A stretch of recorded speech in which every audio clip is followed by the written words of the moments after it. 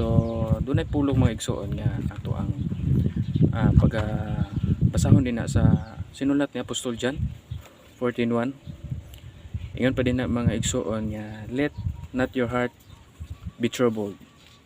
Ye believe in God, believe also in me.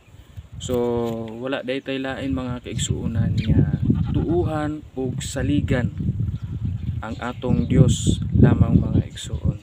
Do naman kay problema karon, do naman kay gusto nimong maangkon karon mga igsoon, ato lang yung isalig itugyan sa atong buhi nga Dios, tungod kay ang tanan mga igsoon, langit ug ang yuta, ang atong Dios maoy nagbuhat sa tanan. So wala tay ato mga igsoon unsa man ang ato ang naangkon karon gikan na sa atong buhi nga Dios, labi na ang atong kusog.